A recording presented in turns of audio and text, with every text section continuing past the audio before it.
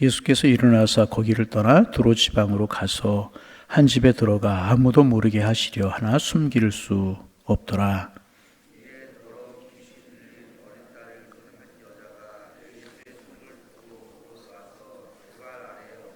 그 여자는 헬라인이요 수로보니의 족속이라 자기 딸에게서 귀신 쫓아내 주시기를 간구하거늘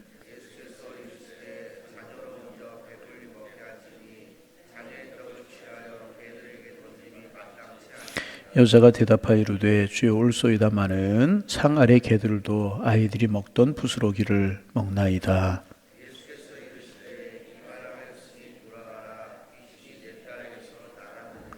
함께 보십니다. 여자가 집에 돌아가 본즉 아이가 침상에 누웠고 귀신이 나갔더라. 아멘. 아멘. 일명 이제 수로보니게 여인이라고 그렇게 일컫는 그 여인의 믿음에 관해서 어제 아침 오늘 아침 우리가 이제 나누고 있습니다. 그는 주님 앞에 나와서 부스러기 은혜를 구했지만 그녀는 부스러기의 은혜가 아니라 큰 은혜를 경험하게 되었습니다. 예수님께서 그 여인의 소원을 들어주셨을 뿐만 아니라 그 여인의 믿음이 크다 이렇게 칭찬을 하셨습니다. 그러면 이 여인이 가지고 있었던 믿음이 어떤 믿음이었는지, 물론 주님께서 말씀하셨던 것처럼 큰 믿음이었는데 주님께서 큰 믿음이라고 칭찬하셨던 여인의 믿음은 어떤 믿음이었는가 하는 것 좀 어제 아침부터 우리가 나누고 있습니다. 그래서 우리 아침에 우리가 한 가지를 나누었는데 여인의 믿음은 불리한 상황, 불리한 조건을 극복한 믿음이었다. 이제 그런 이야기를 나누었습니다. 여인을 이렇게 외적인 환경을 보면 믿을 만한 조건이 없었습니다. 그럼에도 불구하고 그녀는 주님을 믿었다는 것입니다. 헬라인이었습니다. 이방인이었다는 것입니다. 유대 사람들이 그렇게 적대시하는 두로 지역에 살고 있는 여인이었습니다. 예수님을 믿을 만한 그런 조건이 없는 상황이 안 되는 그런 여인이었지만은 이 여인은 예수님을 믿었다는 것입니다. 이런 불리한 조건들을 극복하고 여인은 큰 은혜를 경험하게 된 것입니다. 여러분, 우리도 큰 은혜의 주인공이 되기를 소망합니다. 그러기 위해서는 내가 가지고 있는 불리한 여건들, 조건들을 뛰어넘어서 예수님 앞에 나아갈 수 있는 그런 마음, 그런 믿음이 있어야 될 것입니다. 내가 이것뿐인데 그러지 마세요. 어떤 여건, 어떤 상황도 주님 앞으로 나아가는 것을 가로막을 수 있는 것은 없는 것이라. 어제 아침에 이런 말씀 나누었고 오늘 두 번째, 세 번째 나누는데요. 이 여인에게서 배워야 할 것은 냉소적인 거절을 극복한 믿음이었다. 구태여 이름을 붙이려면 그렇게 두 번째로 붙일 수가 있을 것입니다. 26절, 27절 같이 한번 소리내어 읽어봅니다. 그 여자는 헬라인이요 수로보니게 족속이라 자기 딸에게서 귀신 쫓아내 주시기를 간구하거늘 예수께서 이르시되 자녀로 먼저 배불리 먹게 할지니 자녀의 떡을 취하여 개들에게 던짐이 마땅하지 아니하니라. 모욕에 가까운 예수님의 거절이죠. 아니다. 나는 너에게 은혜를 베풀지 않겠다. 이런 정도가 아니잖아요. 예수님 뭐라고 먼저 말씀하세요? 자녀로 먼저 배불리 먹게 할지니 자녀의 떡을 취하여 개들에게 던지지 마땅치 아니라. 여인을 개라고 취급하는. 여러분, 이건 모욕 아니겠습니까? 모욕에 가까운 거절이잖아요. 안 된다고 말씀하시면, 거절하시면 그만인데 이렇게까지 말씀하실 필요가 있는 것인가? 그래서 어떤 사람은 이 말씀을 보면서 예수님도 인간에 대한 편견을 가지고 계셨던 것이다. 그리고 흥분을 이제 합니다. 그러나 우리가 잘 알아야 될 것은 뭐냐 하면 편견이 아니었습니다. 이방인이다. 유대인들이 죄인 취급하는 두로 사람이었다. 그리고 이제 여인이었다. 그 당시 사람들이 무시하는 여인이었다. 이런 것을 가지고 편견을 가지고 이 사람을 대한 것이 아니라 이것은 뭐냐 하면 테스트였다는 것입니다. 다시 편견이 아니고 뭐라고요? 테스트였다는 이 사실을 우리가 기억해야 됩니다. 이 주님은 이 여인이 어떤 믿음을 가지고 있나, 어떻게 반응을 하나 시험해 보셨던 것입니다. 이 여인의 믿음을 테스트해보고 시험해보고 싶으셨던 것입니다. 그래서 여러분 어떻게 생각하면 우리의 삶은 시험이다. 그런 생각을 할 때가 있습니다. 날마다 우리가 살아가는 모습을 하나님이 지켜보고 계십니다. 우리가 생각지 못해서 그렇지 주님 우리의 삶을 늘 지켜보고 계신다는 거예요. 일거수일투족을 지켜보고 계신다는 것입니다. 그래서 사람의 눈은 피할 수 있어도요, 전능하신 하나님의 눈은 피할 수가 없는 것입니다. 사건들 앞에서, 많이 만나는 사람들 앞에서 우리가 어떻게 반응하는가 주님께서는 모두 바라보고 계신다는 것입니다. 그리고 여인은 예수님께서 베푸신 시험에 합격했습니다. 마태복음에 보면 예수님께서 처음에는 한마디도 대답지 아니하셨다. 여인이 예수님께 나와서 간구하는데, 간청하는데, 딸을 고쳐달라고 그렇게 소망하고 애원하는데 예수님께서는 한마디도 대답하지 아니하셨다는 거예요. 차라리 뭐라고 말씀하시면 속이라도 시원할 텐데, 돌아가기라도 할 텐데 한 말씀도 안 하셨다는 것입니다. 여러분, 때때로 우리가 하나님 앞에 우리의 문제를, 기도의 제목을 가지고 나와서 주님 앞에 기도하고 주님의 도우심을 구할 때 주님이 응답하시지 않고 거절하셨다, 그렇게 느껴질 때가 있어요. 아무런 응답이 없고 그렇게 느껴질 때가 있어요. 그래서 우리가 뒤로 한 걸음 두 걸음 물러설 때가 있고 후퇴할 때가 있습니다. 그런데 그것은 우리가 참된 믿음을 갖지 못했다는 증거일 수 있다는 것입니다. 한번 기도해서 응답이 오면 믿고, 그렇지 않으면 안 믿는 것은, 그것은 여러분 믿음이 아니라 흥정인 것입니다. 여러분, 우리가 이제 믿음을 가져야지 주님과 흥정하려고 해서는 안 되는 것이라. 여러분, 내가 하나님을 믿는다는 것은요, 어떤 상황에서도 계속 믿는다는 것을 말하는 거예요. 응답이 있으면 믿고, 응답이 없으면 안 믿고, 내가 원하는 것이 이루어지면 믿고 이루어지지 않으면 안 믿는 것, 그것은 응답이 아니고 흥정이라는 것입니다. 하나님을 믿는다는 것은 어떤 상황에서도 계속 신뢰하고 주님 붙들고 믿는 것이, 하나님은 모든 것을 협력하여 선을 이루신다는 것을 신뢰하는 것이 믿음이라는 것입니다. 이 전능하신 하나님을 믿는다면 지금 당장 응답이 없어도 계속 믿는 거예요. 조금 구체적으로 이야기하면 그래도 믿고 또 믿고 그래도 붙들고. 그래서 여러분, 우리가 이제 많이 하는 이야기, 많이 알고 있는 이야기, 누가복음 18장에 보면 불의한 재판장의 비유가 나오잖아요. 과부가 있었어요. 억울한 일을 당했어요. 재판관을 찾아가서 억울한 일을 호소합니다. 그런데 그 재판장은 불의한 재판관이었었어요. 들은 채도 안 하는 거예요. 해결해 줄 생각도 안 하는 것입니다. 그러나 과부가 계속해서 도와달라고 호소하자, 성경에 강청이라고 하는 표현을 쓰고 있죠. 강청하자, 이 재판관이 그 간청에 못 이겨서, 계속 도와달라고 하는 그 간구에 못 이겨서 그녀의 요구를 들어주었다는 것입니다. 예수님께서 여러분 이 말씀을 하시면서 그 다음에 하신 말씀이 굉장히 중요합니다. 하물며 하나님께서 그 택하신 자의 밤낮 부르짖는 자의 오난을 들어주시지 아니하겠느냐, 그렇게 말씀하셨어요. 비록 불의한 재판관도 들어주었는데 나를 궁일히 여기시고 나를 사랑하시는 전능하신 하나님, 은혜로우신 하나님, 나를 궁일히 여기시는 하나님께서 밤낮 간구하고 매달려 기도하는 자의 그 기도를, 소원을 들어주시지 않을 리가 없다 하는 것입니다. 여러분 믿으시기 바랍니다. 우리가 기도하면 하나님은 응답하십니다. 우리가 간구하면 하나님은 귀 기울여 응답하시는 분이십니다. 그리고 이 말씀에 더하셔서요, 이 말씀에 더하셔서 예수님께서 하신 말씀을 기억할 필요가 있어요. 그러나 인자가 올 때에 이 세상에서 믿음을 보겠느냐, 그렇게 믿음으로, 주님을 신뢰하는 믿음으로 강청하는 사람들이 많지 않을 것이라. 그러면 우리는 어떻습니까? 저와 여러분은 어떻습니까? 여러분, 여기에서 말하는 믿음이라고 하는 것은 지속적인 신뢰를 뜻하는 것입니다. 인격적인 신뢰를 뜻하는 것입니다. 하늘이 어둡고 응답에 대한 어떤 사인이 없을지라도, 하나님조차 침묵하시고 나를 버린 것 같이 느껴질지라도 중요한 것은 그래도, 아니 그때도 하나님을 신뢰하는 것입니다. 이것이 믿음이라는 것입니다. 그리고 그럴 때 주님께서 그 믿음에 응답하시는 것입니다. 거절하시는 것 같지만 주님은 거절하지 아니하셨다는 것입니다. 거절하시는 것 같지만 그 뒤에서 여인을 바라보시면서 마음속으로 주님이 웃으셨을 것 같아요.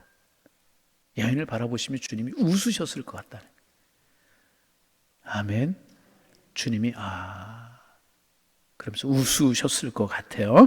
이제 미소를, 거절하시는 것 같으시지만 그 뒤에서 미소를 지으셨다는 것입니다. 내 믿음이 크구나. 칭찬하셨다. 응답하셨다는 것입니다. 이 여인의 믿음, 냉소적인 거절을 극복한 믿음, 이것이 주님을 웃게 만들었고 주님의 마음을 감동시키게 만들었고 큰 은혜와 축복의 주인공이 되게 되었다는 것입니다.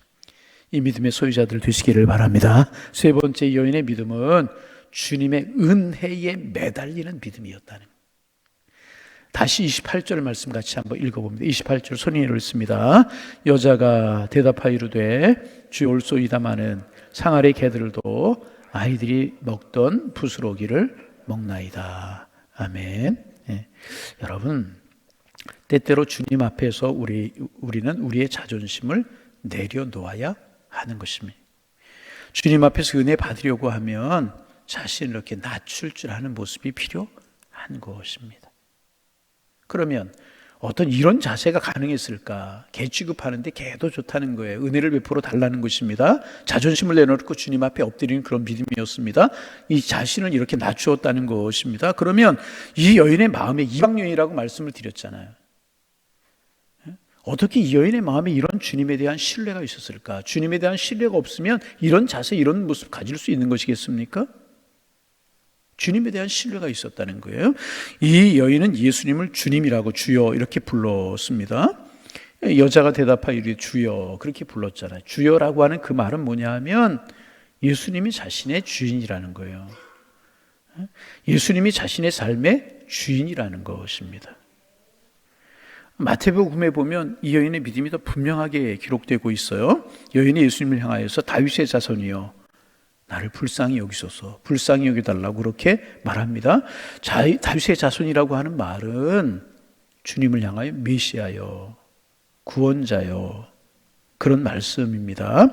다시 말하면 이 여인의 마음속에 예수님이 메시아라고 하는 믿음이 있었다는 거예요.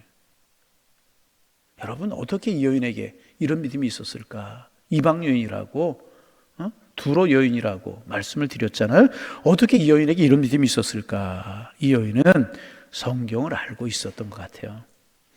이사야서 60장 61장 이런 곳에 보면 메시아 약속 가운데 구원이 이스라엘뿐 아니라 이방인에게도 있다는 말씀이 있습니다. 이 여인은 그 말씀을 알고 있었고 믿고 있었던 것 같아요. 그래서 이 여인은 그 말씀을 콱 붙들었던 것이라는. 여러분, 은혜를 받는 사람들, 정말 주님의 자비와 은혜 가운데 거하는 사람들에게는 은혜를 받을 만한 증거가 있다는 거예요. 오늘 아침에 여러분 기도하시면서 가만히 묵상해 보시기를 바랍니다. 나에게 은혜 받을 만한 증거가 있는가? 그러면 은혜 받을 만한 증거가 무엇인가 하는 것입니다. 그것은 뭐냐 하면 말씀에 대한 열정이 있다는 거예요.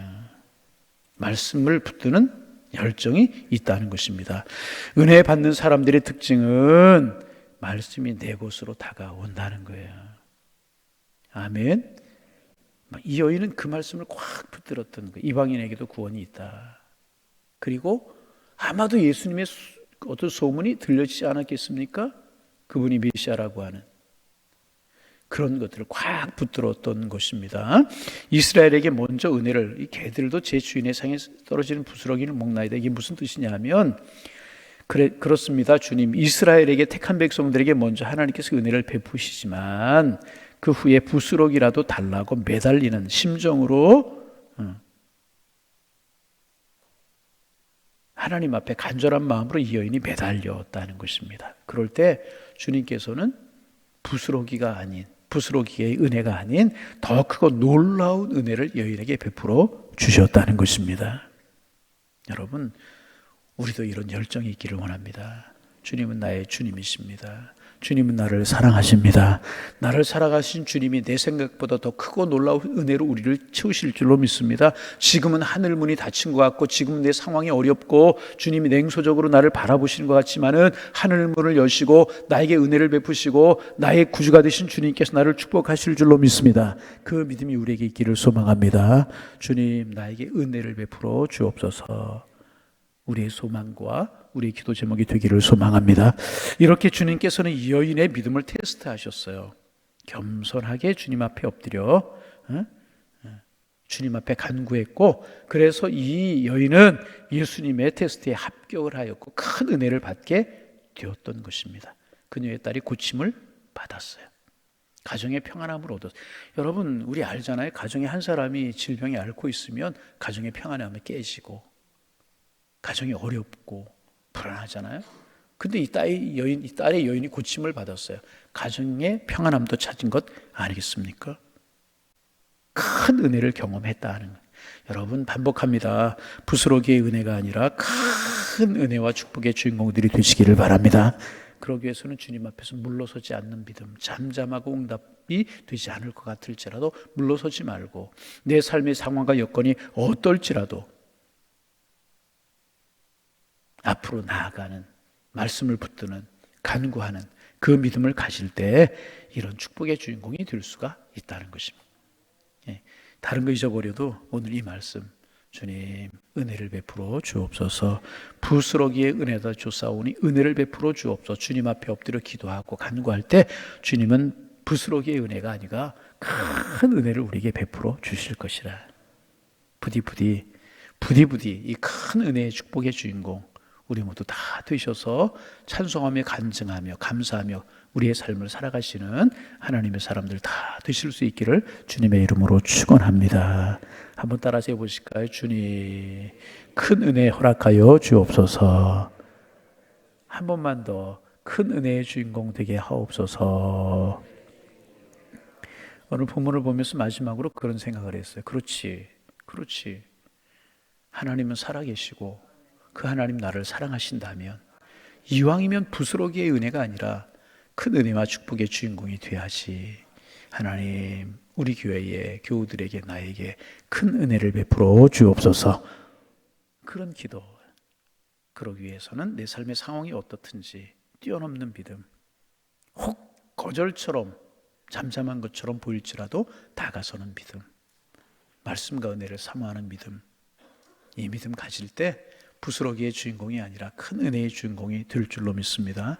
부디 이 축복 누리며 살아가는, 이왕 우리 신앙생활하고 이왕 믿음 생활하는데 이왕이면 큰 은혜의 주인공이 돼야 되잖아요.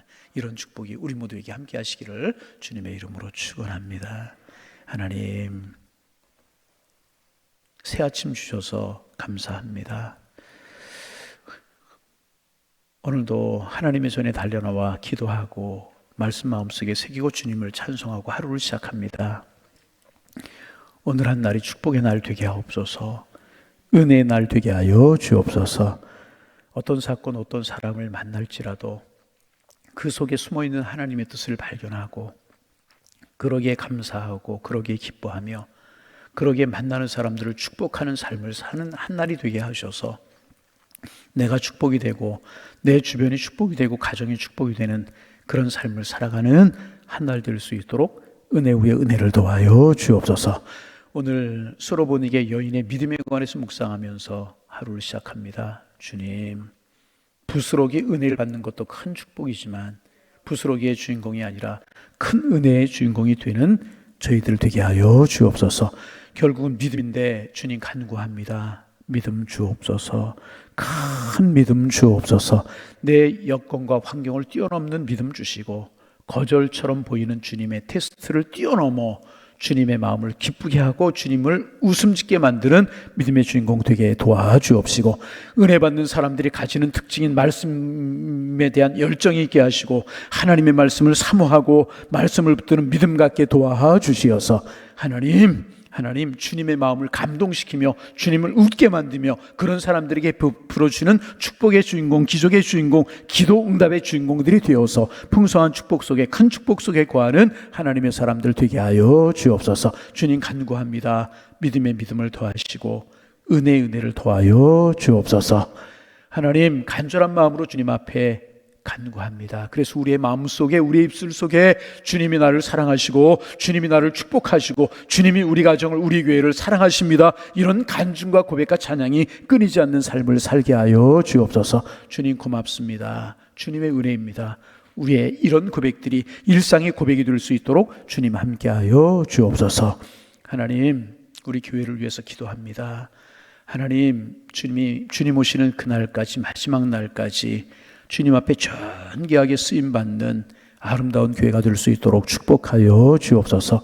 하나님, 믿음으로 주님 앞에 반응하고 사랑으로 반응하며 간절함으로 반응하는 우리 교회가 될 수 있도록 축복하여 주시어서 하나님 주님의 마음에 흡족한 주님 보시기에 아름다운 그런 교회로 설 수 있도록 도와주옵소서. 성령 충만한 교회가 되기를 원합니다. 하나님의 영광이 충만한 교회가 되기를 원합니다.